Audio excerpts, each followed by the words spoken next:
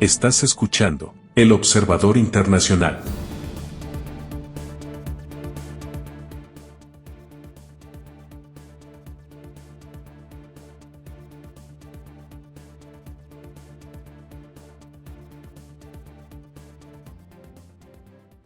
Bienvenidos a un nuevo episodio del Observador Internacional con Muki Tenenbaum. Muki en Japón en este momento, en Tokio. Mi nombre es Horacio Kavak y le doy la bienvenida a nuestro Observador Internacional. Muki, ¿cómo te va? Hola, ¿cómo estás? La gente va a creer que vivo acá ya en Tokio, dice tantas veces que me escucha en Tokio, ¿no?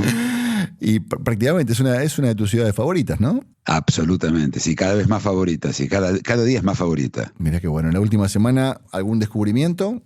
No, lo que te puedo decir es de que la ciudad está repleta de turistas norteamericanos, Apa. porque es el fin de semana largo en Estados Unidos, el Memorial Day, y ellos tradicionalmente se van de vacaciones o tratan de irse de vacaciones. Está lleno. Por ejemplo, el hotel donde yo estoy pasó de haber una mayoría de turistas chinos a una mayoría absoluta de turistas americanos y como uno sabe, porque se los escucha, sí, tienen un tono de voz siempre más alto que el resto. Así que el desayuno, por ejemplo, se convierte en un ruidal muy grande y muy distinto el grupo de gente, pero en Japón es siempre la misma. Bien. Mientras estamos conversando en la última semana de mayo, para la gente que está escuchando este capítulo en este momento. Venimos hablando de cosas que están pasando en Oriente, que están pasando en la India, que están pasando en China, que están pasando en Ucrania. No venimos conversando en lo que está sucediendo en América y hay mucha gente que dice, México, ¿qué pasa con México? ¿México va camino al estado fallido? México va camino y yo te digo que se está acelerando el camino al estado fallido. Los presidentes anteriores al actual, a AMLO, al que se está por ir, ¿no? Hay elecciones en unos días en México, donde va a haber continuidad aparentemente con su partido político. Los presidentes anteriores estuvieron tratando de, digamos, aguantaban el derrumbe, ¿sí? No, claramente nunca mejoró nada en México. Desde hace muchísimo tiempo las cosas empeoran y esto, pues yo te diría que se aceleró el camino al colapso, yo te diría, de la idea de un Estado que sirve, ¿no? Un Estado, por eso la palabra Estado fallido, ¿no? Uh-huh. Sí, se acerca más el Estado fallido en México, sí. ¿Qué pasa en México? Porque mucha gente dice, México forma parte de este acuerdo de países, está al lado de Estados Unidos, con Canadá, forman parte de un grupo. ¿Cuál es la falla con México? Es un problema, si buscamos la parte sociológica del tema de México, México tiene una historia turbulenta, siempre la tuvo. Estuvo manejada por un solo partido durante casi 100 años, que fue el PRI, un partido que tenía un nombre bastante cómico, que era Partido Revolucionario Institucionalizado. O sos revolucionario o sos institución, no puede ser las dos cosas, ¿no? Y fue una dictadura, básicamente, durante muchísimos años. Había formas de elecciones, sí, se iban elecciones, pero todo el mundo sabía los resultados. Primero porque los demás partidos no lograban conseguir adhesiones y por encima de todo porque el sistema era totalmente corrupto y las elecciones se manejaban a dedo. Esto ocurre hace 20 años cuando cambia el gobierno de México y sube el PAN, un partido de derecha manejado en esa época por Vicente Fox, un hombre que anda todavía por ahí, tipo de 2 metros y algo, y que empezó a tratar de hacer algunos cambios en México.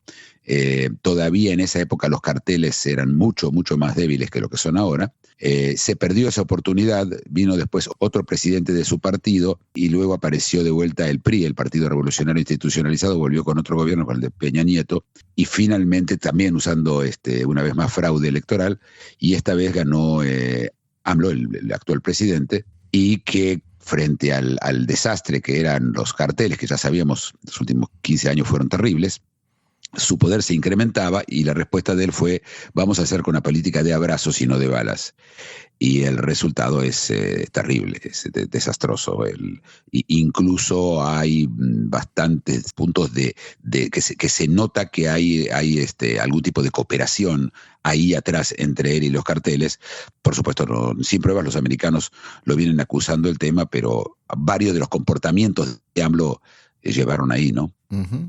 Estaba pensando en que México últimamente es noticia por la violencia no solamente a nivel sociedad, sino la violencia trasladada al proceso electoral. Tengo entendido que es el más violento en la historia de este país, ¿no? Este último proceso. Así es, así es. Y claro, cuando tenían arregladas las elecciones no había violencia. Bueno, a menos que tomemos el caso de Colosio, ¿sí? El candidato mexicano, el hombre que iba a limpiar México, que fue liquidado, asesinado por el grupo que no quería que él sea presidente. Él venía a limpiar a México y a él lo mataron. Esto pasó algo parecido como lo que pasó con Galán en México, pero Galán terminó en Uribe, un hombre que sí llegó después a limpiar bastante la corrupción en Colombia, y que en México esto no ocurrió, simplemente volvieron los de siempre, ¿sí? Sí, ahora está muy, muy violento el proceso electoral, pero la violencia electoral es simplemente un pequeño síntoma de la violencia que hay dentro de la sociedad. Es una sociedad violenta, la sociedad mexicana siempre lo fue, y ahora muchísimo más. Están hablando de prácticamente 27 candidatos asesinados en distintas regiones del país. Así es, sí. Sí, candidatos, no los candidatos a presidente, como el caso de Colosio, sino candidatos regionales, así es. Claro. Bueno, hace poquito nada más, 9 personas murieron, otras 60 resultaron heridas en un acto de campaña en el estado de Nueva León, en México. Esto no tanto de violencia, pero sí se desplomó un escenario y cayó sobre los asistentes. Recién decías que es probable que continúe el oficialismo, pero esta vez de la mano de una candidata, de una mujer, sería la primera presidenta. Ella es primera en muchas cosas. Primero, sería la primera mujer presidenta en un país muy machista que es México. Sí. Y sería una candidata, tiene varias cosas sobre... ella misma es una científica. Los padres de ella la madre es una científica muy, muy reconocida en México. Ella es de la Ciudad de México, es una burguesa básicamente de la Ciudad de México, muy de izquierda. Y otra cosa curiosa, es judía. Y la comunidad judía en México es muy chica y es bastante, digamos, curioso que una judía sea candidata, que prácticamente tiene ganadas las elecciones, le lleva 20 puntos en todas las encuestas a su contrincante del PAN, ¿no? Que seguramente va a ser ella. Claro. Y ella dice que ella va a eliminar el narcotráfico, lo de siempre, sí, las promesas que no se van a cumplir. Claudia Sheinbaum, ¿qué recorrido político tiene? Bueno, ella fue alcalde de la Ciudad de México, en donde hizo una alcaldía más o menos pasable. La Ciudad de México, más o menos, no sé si vos estuviste, es una ciudad caótica. Sí, claro. Si vos vas al Cairo, parece Zúrich comparado con México. Sí, es una cosa totalmente caótica. El tránsito te puede llegar a un lugar entre 10 minutos y 2 horas o 3. Además hay crimen, las zonas hay zonas de crimen, de muy alta criminalidad. Hay 2 o 3 zonas de esas paquetas en donde hay mucha policía y los cuidan, pero el resto es muy peligrosa. Hay una zona llamada el Tepito que yo te diría que es peor que Yemen, ¿sí? Estamos hablando de lugares muy, muy, muy peligrosos. 1 de cada 10 personas que entra al Tepito es asaltada, ¿sí? Esos son los números. Y ella manejó esta ciudad, que ahora además está colapsando también por la falta de electricidad y apagones en México todo el tiempo, porque la infraestructura se invirtió cero, la infraestructura en México no invirtió, y su compañía la compañía emblemática de México, que es Pemex, la compañía de petróleo, está dando déficit, es decir, es inaudito que una compañía de petróleo sea deficitaria, ¿no? Y está siguiendo la línea, yo te diría, de que empezó Chávez en Venezuela, en México. En un país muy distinto, sí, por supuesto, pero sí. Me interesa, a ver, hablemos un poquito de la economía de México. México es la segunda mayor economía de América Latina, después de Brasil. Así es. También es la segunda más poblada de América Latina. También. La Ciudad de México prácticamente tiene la misma cantidad de población que Argentina. Es una población gigantesca. ¿Cómo está con respecto a la pobreza México? Bueno, México tiene un 40 y pico % de pobreza. Otra vez las estadísticas en México son de muy poco confiar, y se habla de un 8% de pobreza extrema. Yo supongo que los números en pobreza extrema seguramente son dobles. Todo el sur de México está sumido en una pobreza bastante abyecta. Lo que mantiene arriba de la pobreza a la gente es el narcotráfico. Es decir, la gente, gracias a que hay narcotráfico, esto es un hecho, yo te diría que el 15 al 20% de la población se mantiene por encima de la pobreza extrema, en pobreza por supuesto también. Claro. Hay una élite muy rica, vive allá uno de los hombres más ricos del mundo, que es Carlos Slim, el dueño de Claro, ¿sí? para los que no lo conocen. La gente rica es muy rica, se transporta en helicóptero. Estamos hablando de realmente una élite muy despegada del resto de la gente. Y además tenés que tomar en cuenta que hay un tema racial en México. Están los mayas, que son extremadamente pobres y que se los reconoce porque son muy bajitos, de chaparros, como dicen ellos los mexicanos. Y por otro lado están bastante acostumbrados a vivir en la pobreza, si existe tal cosa, ¿sí? Por ejemplo, el caso de Argentina es tan distinto, porque en Argentina la gente alguna vez supo no ser pobre. En México no, en México nunca hubo otra cosa que pobreza, y en algún lugar uno se acostumbra a cualquier cosa, incluyendo la pobreza, ¿no? Claro. ¿Cuál es la relación con los Estados Unidos en este momento? La relación con los Estados Unidos es muy complicada, muy, muy, muy complicada.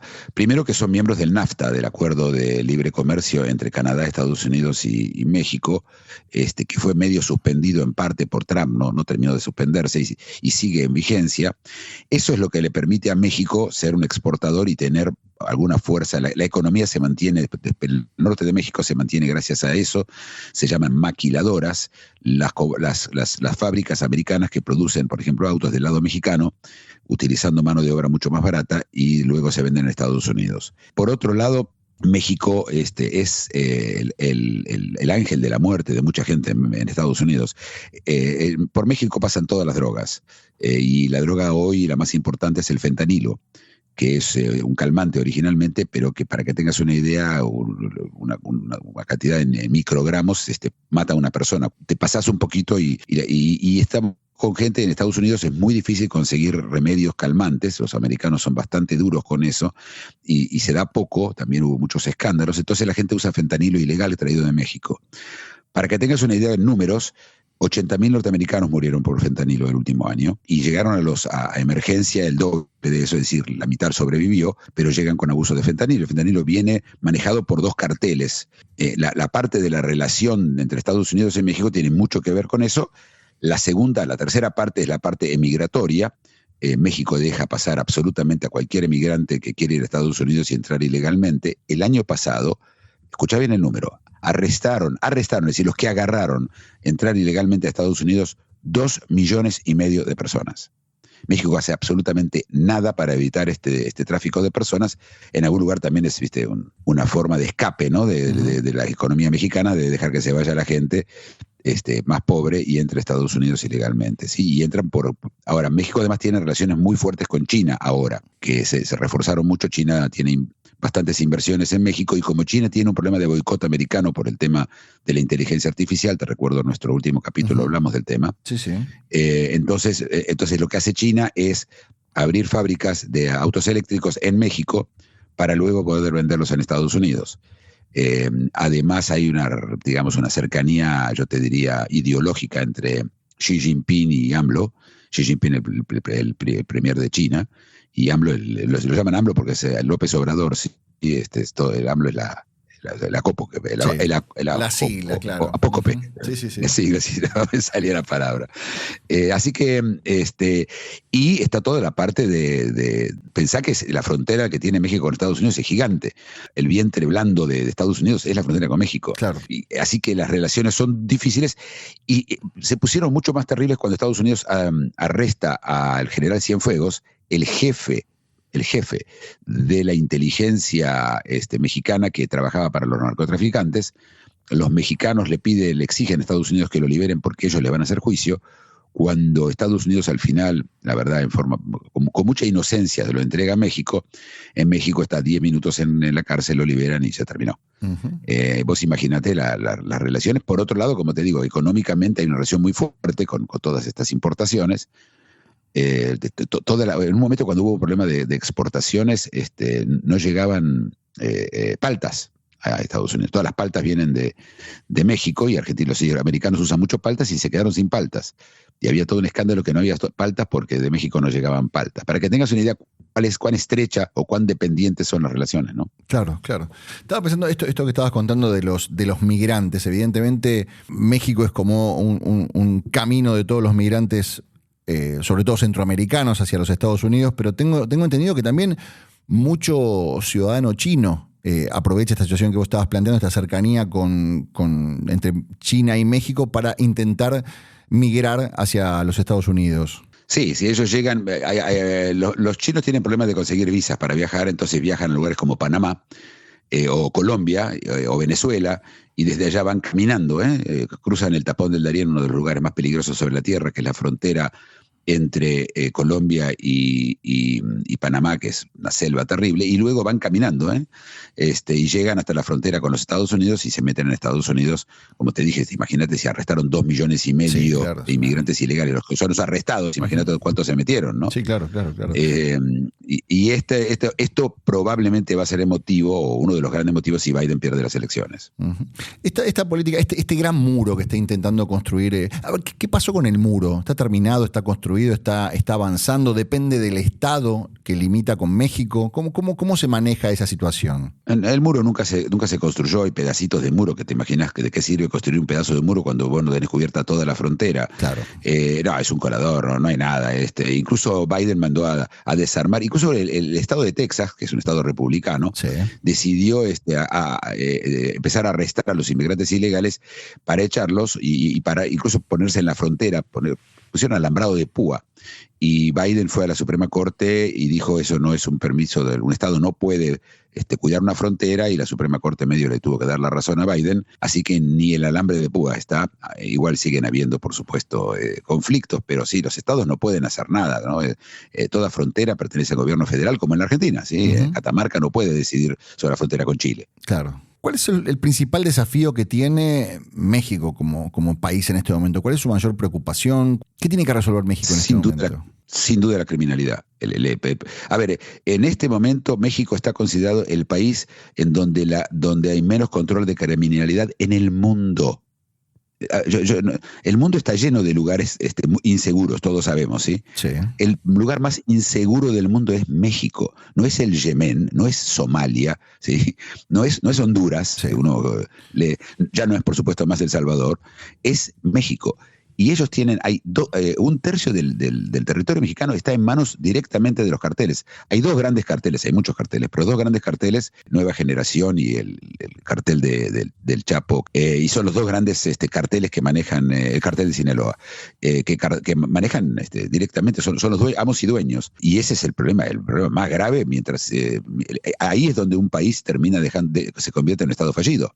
Es decir, un estado fallido es un estado que no puede asegurar la seguridad de sus ciudadanos mínima. Muchas veces escuchamos hablar de Rosario, ¿sí?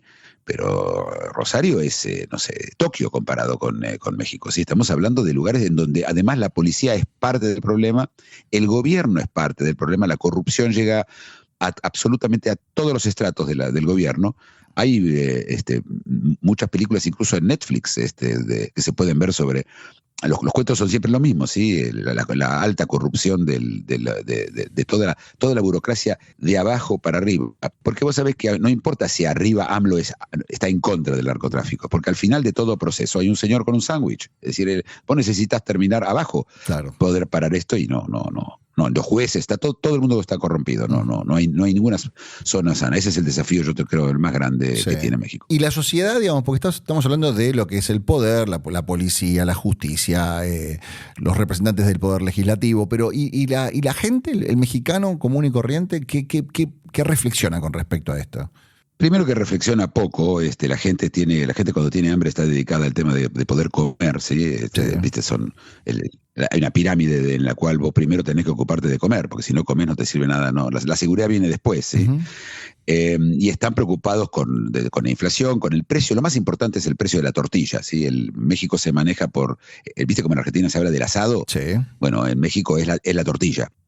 Y cuando la tortilla de maíz sube, la pobreza inmediatamente aumenta. Entonces el gobierno, por supuesto populista, mantiene la tortilla en precio bajo, pero la verdad es que la gente no se ocupa de esto. Por supuesto, no hablo de la clase media de la Ciudad de México o la gente que vive en Nueva León, que son una clase media. Todo el resto de México, es el 90% de la población, está sumida en otros problemas y aparte es un pueblo bastante indiferente, increíblemente. Ese pueblo que estuvo detrás de las grandes revoluciones como la de Pancho Villa y muchos otros, es un pueblo apagado.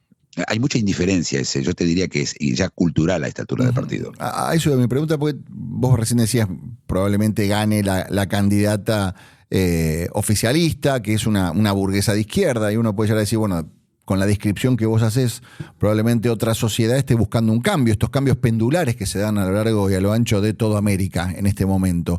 ¿No ves que es un caso que pueda llegar a suceder en el corto plazo en México?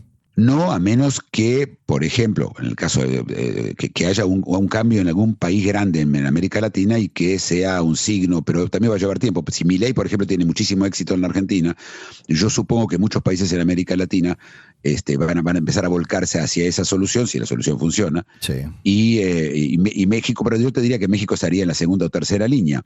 Pero bueno, no te olvides que si sube Trump, las relaciones con México se van a poner mucho más duras, y puede ser que si él aprieta económicamente a México y le cierra las fronteras y le cierra accesos a, por ejemplo, la inteligencia artificial, cosa que hablamos en el capítulo anterior, Uh-huh.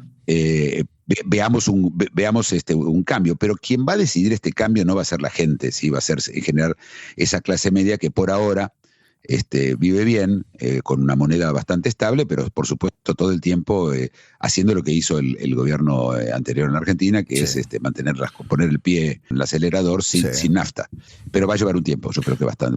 Estamos hablando de por lo menos 5 o 6 años. Muki, ¿y por qué, a ver, desconociendo absolutamente el tema, y por eso me interesa mucho conversar con vos, ¿por qué da la sensación, de acuerdo a lo que vos estás describiendo, que Estados Unidos tiene una actitud muy crítica con respecto a lo que sucede en Venezuela y actúa con sanciones, y teniendo a México tan cerca, no actúa en una dimensión similar, digamos? ¿Por qué es tan, entre comillas, pasivo con lo que sucede en México, si se puede considerar de esta manera? La pregunta es muy buena, y yo te voy a tratar de dar una respuesta como la veo yo, si no necesariamente. La situación es compleja. Estados Unidos tiene en este punto un problema muy grande que se llama China, y está dedicada bastante a China. Esto primero. Segundo, México, siempre las cosas pueden ser peor. Mañana puede México decidir de que abre todas las fronteras, que la gente que quiere pase, y no van a ser 2 millones o 4 los que pasen, sino 20. Es decir, podría haber una invasión directamente de México de personas civiles. Te recuerdo que vos no podés disparar contra civiles, y entonces sería la amenaza es incluso mucho mayor, ¿sí? El otro motivo es hacer qué. Tiene que haber una política, y es una política a largo plazo, y el problema es que México mismo es tan corrupto que yo no te diría que el gobierno mexicano no controla México, eso ya está claro, ¿sí? Y entonces, ¿a quién va a presionar? ¿Qué es lo que va a hacer? ¿Sí? En el caso de Venezuela hay un señor o 3 o 4 que manejan el país, y es muy fácil, no están en la frontera, no hay forma que amenace. Ya Venezuela hizo todo daño que le podía hacer a Estados Unidos, que por supuesto es muy poco, y yo creo que también eso influye. Hay una población mexicana muy grande en Estados Unidos. Eso también tiene, y son votantes, muchísimos de ellos, ¿sí? Recordemos que hay elecciones en noviembre ahora en Estados Unidos, y las elecciones están, por lo menos parecen estar muy ajustadas, así que el gobierno no va a hacer nada para alienar a ese grupo.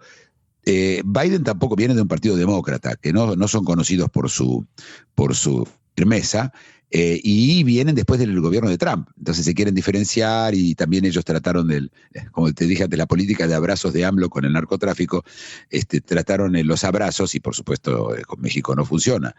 Pero no sé qué otra opción tiene Estados Unidos fuera de convertir a México en un enemigo.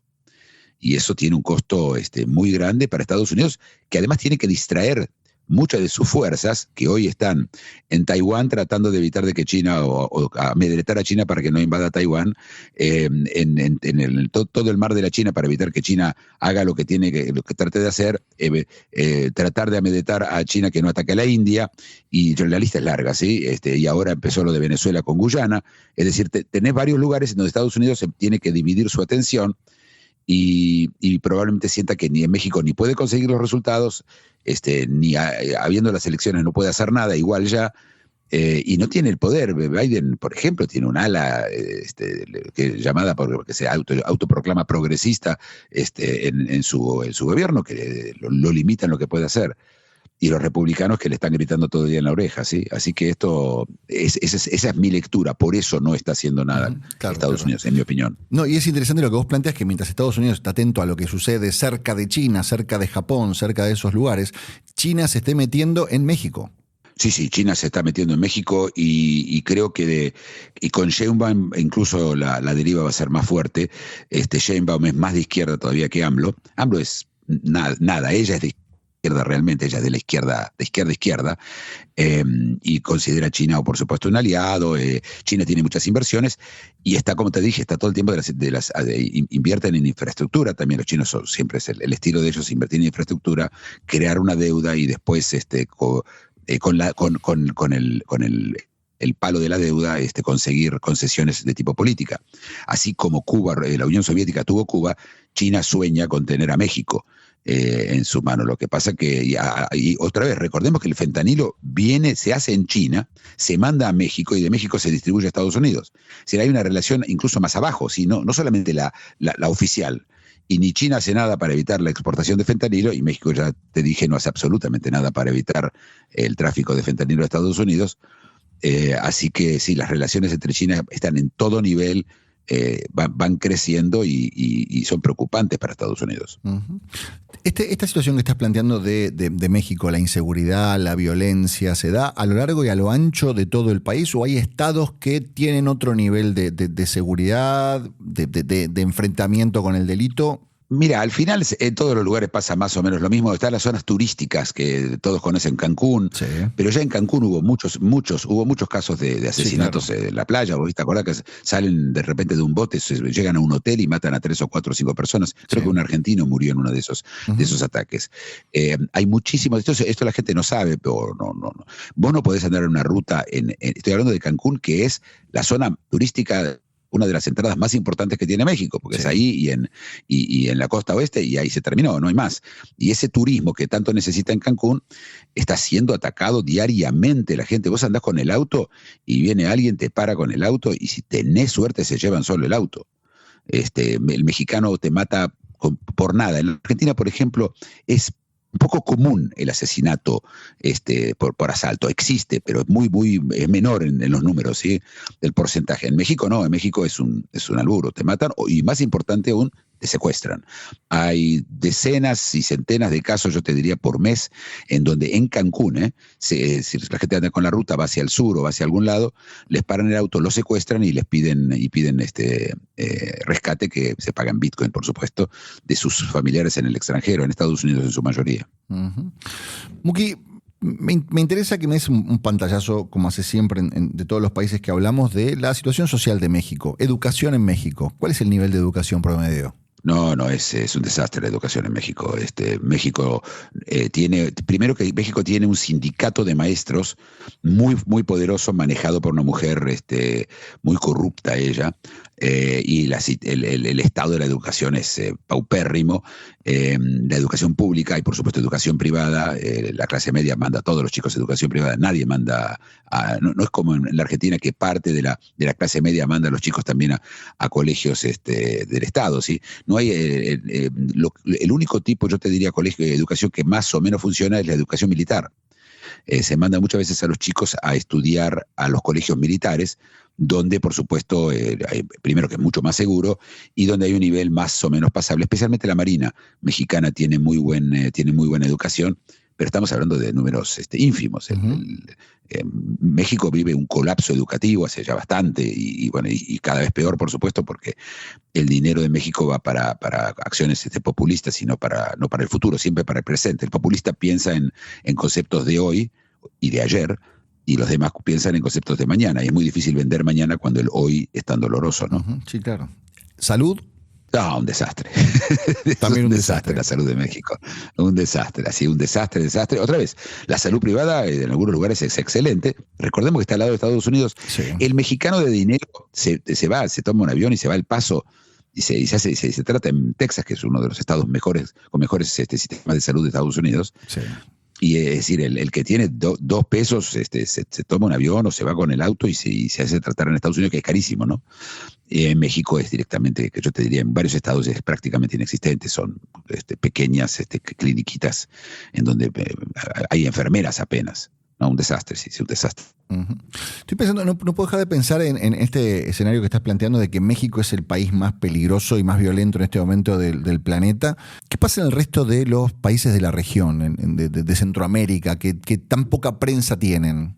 Bueno, si querés hablar de los países de Centroamérica, pero tenés por supuesto el caso de El Salvador, donde no existe más el crimen, ¿no? Que en donde sí, Bukele terminó con el crimen. Todo el mundo conoce el caso, no vale la pena adentrarse ahí. Honduras vive siempre sumida en la criminalidad muy alta. Ahora hay una presidenta de izquierda y las cosas se pusieron peores, hay una prisión muy famosa en San Pedro Sula, que es la segunda ciudad más grande que no es la capital, de Honduras, en donde es una prisión que es una ciudad, en donde interesantemente la gente que está adentro de la cárcel vive mejor que la gente que está afuera de la cárcel. Para que entendamos, si adentro es una ciudad, ¿sí? Con directa, muy, muy interesante el concepto, pero la criminalidad es terrible, no se puede salir a la calle en todo Honduras, es muy, muy peligroso. Guatemala también tiene un problema, también acaba de asumir un gobierno, digamos, de centro-izquierda, que supongo que va a ir por el mismo camino. Panamá en ese sentido es mejor. Además, vos sabés que es la influencia americana en Panamá, hay un poco más de orden, es un país más fácil también de manejar. También es una cuestión también de geografía, ¿no? Y bueno, creo que más o menos está Belice, que es una ex colonia inglesa y que ahí se refugian, de ahí salen muchos de los criminales, y sí, la verdad que sí. Uh-huh. Es un problema. América Latina Centroamérica no está bien. Queda Costa Rica, donde fuera de la ciudad de San José, que tiene alta criminalidad, el país no. El país se mantiene bastante bien, es un país todo de gente de clase media, un país muy distinto al resto de Centroamérica, pero viste, ¿cuánto tiempo pueden quedar aislados del resto de Centroamérica? ¿Sí? Las bandas criminales cruzan fronteras y van a donde les es más cómodo, así que no creo que Costa Rica dure mucho tiempo siendo ese pequeño paraíso en Centroamérica. Bien, y volviendo a Norteamérica, México, Estados Unidos y Canadá, que forma parte de este Tratado de Libre Comercio. Bueno, Canadá es un país totalmente, no tiene nada que ver con Centroamérica, es un país muy pujante, tiene muchísimo dinero, una población muy chica comparado con la cantidad de petróleo que tienen y en general es un país, yo te diría que es una gran mina. Todo Canadá es un lugar muy frío, sí, es un lugar difícil para vivir. Canadá fuera de Vancouver, que es donde todo el tiempo llueve, pero no hace tanto frío. El resto de los lugares, la gente vive bajo tierra 6 meses por año, pero el lugar es excelente. El sistema de salud no, es un sistema de salud público y que no está funcionando bien.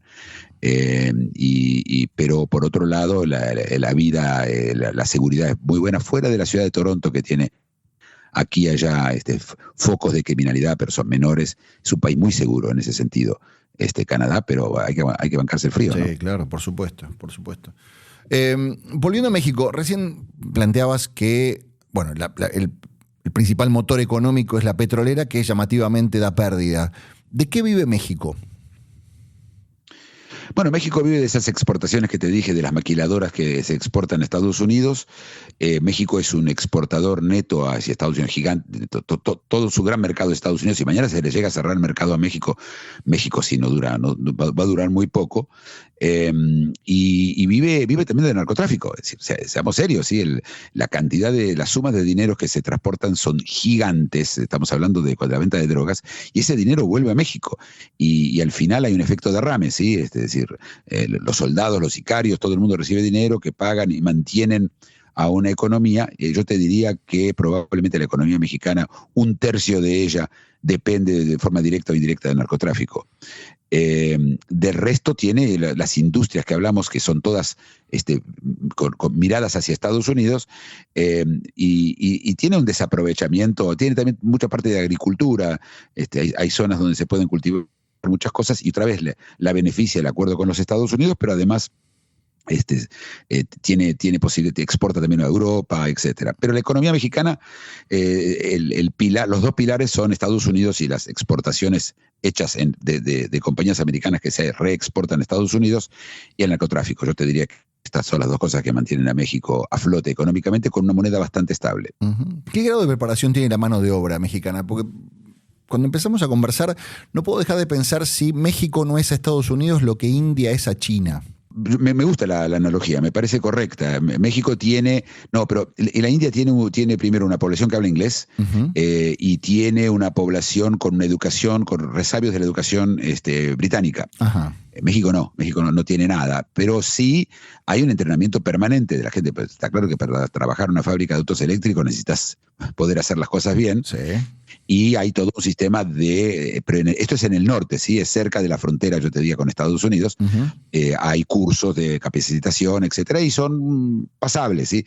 El obrero americano tampoco no es una gran cosa, ¿sí? Ahora hay un problema con Taiwán tratando de abrir una fábrica de semiconductores en Arizona, y no lo puede abrir porque hay un problema también de capacidad de la mano de obra.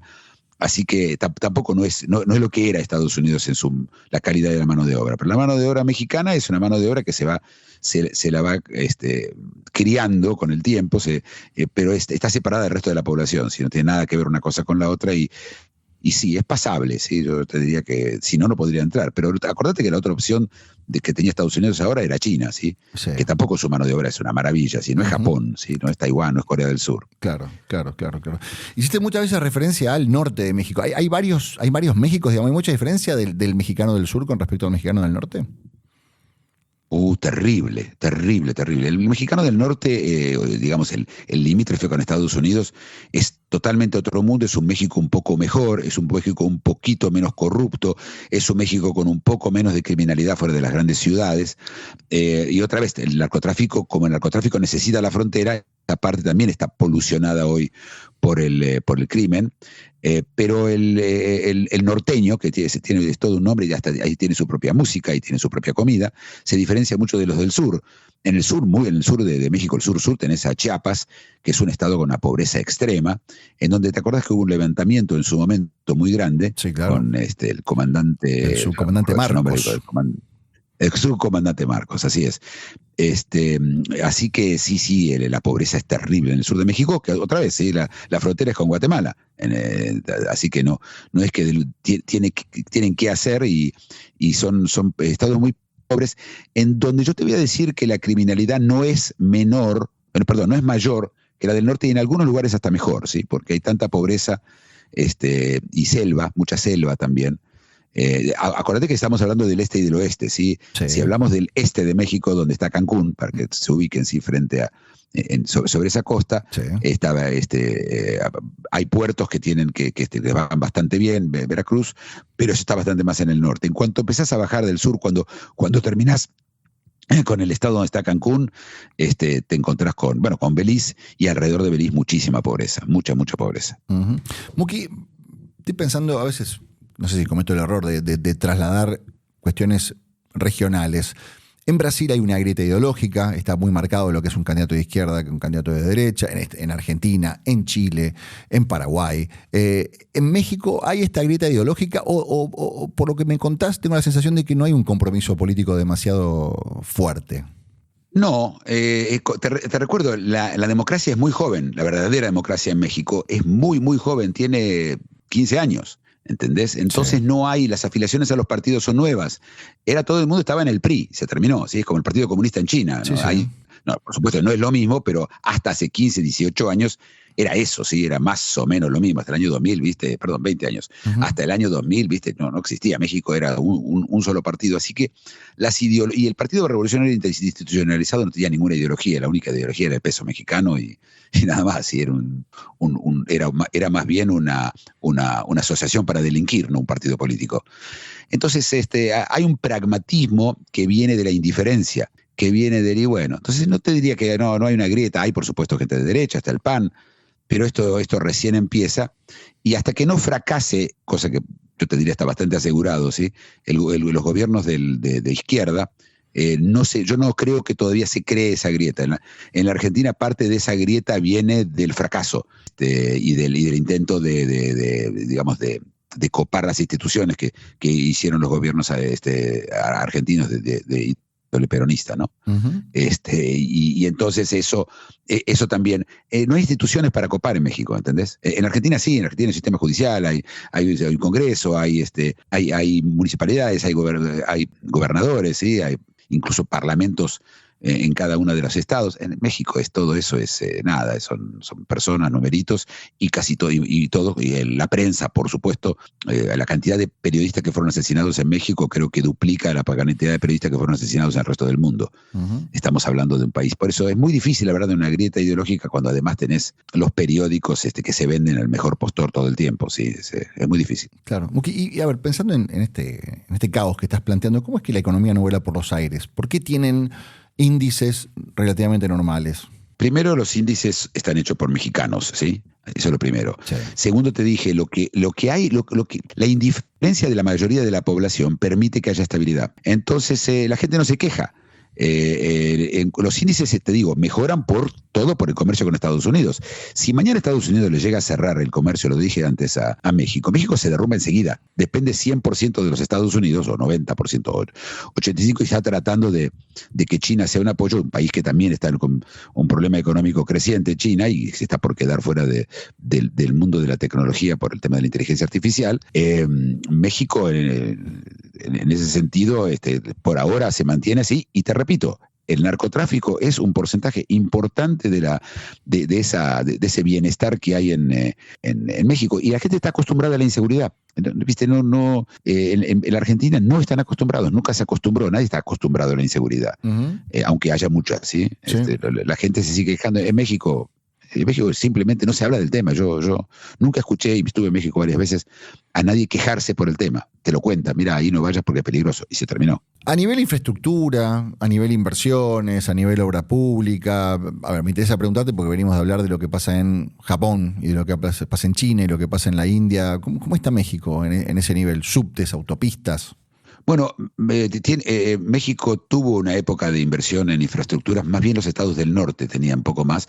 El subte de México City es algo terrible, ¿sí? Es un lugar terrible, tétrico. Yo viajé más de una vez, no se parece a nada. Es muy difícil contar lo que es eso. Yo te diría parece una película de Fellini, es algo rarísimo, triste, peligrosa, llena de gente, repleto, por supuesto, y con vagones viejos.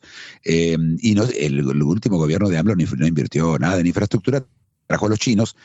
Y la infraestructura es mucho más a nivel de grandes proyectos faraónicos y no de cosas que se necesitan. Y de hecho, los apagones en México se suceden uno atrás del otro. Y si estas elecciones se harían dentro de un año, yo no sé si ganaba la candidata con la cantidad de apagones que hay. Yo creo que igual intuyo que en las grandes ciudades donde los apagones están haciendo estragos en la gente, todo el tiempo se le corta la luz, va a haber mucho menos apoyo para la candidata, pero por supuesto la gran mayoría de mexicanos no viven fuera del DF, ¿sí? No viven en esos lugares, ni le importa demasiado la luz, ¿sí? Cuando no tenés para comer, la luz es un tema segundo, ¿no? Cuando el peligro es que no comas, y que es la amenaza permanente de este gobierno. Miren que si van a elegir a los otros, el precio de las tortillas va a subir y ustedes no van a comer. Y entonces, bueno, mejor comer sin luz que tenga luz y no comer. Yo supongo que eso también pasa. Claro. Última semana de mayo, estás en Tokio. ¿Qué es noticia en este momento en Tokio? ¿Qué le preocupa al japonés esta semana? Al japonés le preocupa que perdieron su lugar en el mundo de los semiconductores y están tratando de invertir, de tirar dinero directamente. La sensación es que agarraron un balde con muchos yenes y se lo tiran a una industria que todavía no puede despegar porque esto no funciona así nomás. Hay una compañía que se llama Rapidus en Japón, que es la que se hizo para volver a traer a Japón, porque Japón era el líder mundial en semiconductores, en chips, y hoy está solamente en chips de memoria. Los chips más importantes no se hacen en Japón. Entonces acaban de darle a una compañía que todavía no existe, o que prácticamente no existe, la suma de alrededor de $80 mil millones para armar una fábrica en el norte de Japón. De esto se habla. Esta es la preocupación más importante, y por el otro lado, el miedo a un conflicto de China con Taiwán. Ayer hubo un problema muy grave porque el embajador de China en Japón les avisó a los japoneses que van a correr algún riesgo si ellos de alguna forma siguen apoyando a Taiwán. Directamente una amenaza al gobierno japonés. Eso también está en los diarios en Japón. Bien. Muki, vos estás en el mañana. Yo te mando un fuerte abrazo desde el pasado.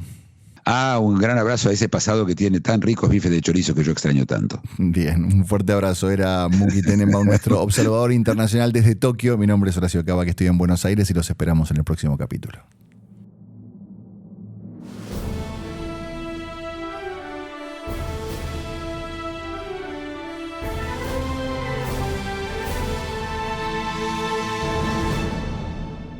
El Observador Internacional.